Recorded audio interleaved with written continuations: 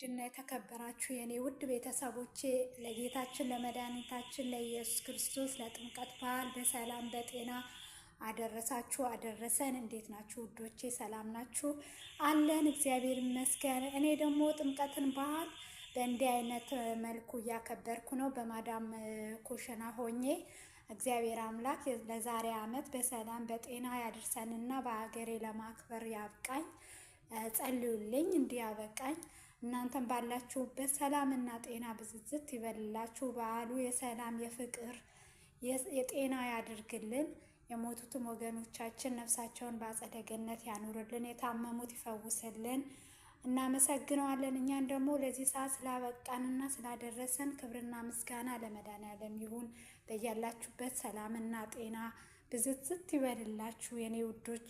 ወዳችኋለሁ ውድ ቤተሰቦቼ፣ አመሰግናለሁ። መልካም በዓል። ውድና የተከበራችሁ የኔ ውድ ቤተሰቦቼ ለጌታችን ለመድኃኒታችን ለኢየሱስ ክርስቶስ ለጥምቀት በዓል በሰላም በጤና አደረሳችሁ አደረሰን። እንዴት ናችሁ ውዶቼ? ሰላም ናችሁ?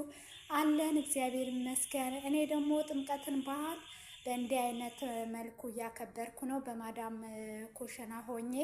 እግዚአብሔር አምላክ ለዛሬ ዓመት በሰላም በጤና ያደርሰንና በሀገሬ ለማክበር ያብቃኝ።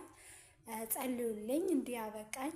እናንተም ባላችሁበት ሰላምና ጤና ብዝዝት ይበልላችሁ። በዓሉ የሰላም የፍቅር የጤና ያድርግልን። የሞቱትም ወገኖቻችን ነፍሳቸውን በአጸደ ገነት ያኑርልን፣ የታመሙት ይፈውስልን።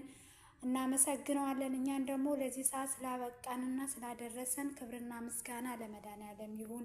በያላችሁበት ሰላምና ጤና ብዝዝት ይበልላችሁ የኔ ውዶች። ወዳችኋለሁ ውድ ቤተሰቦቼ፣ አመሰግናለሁ። መልካም በዓል።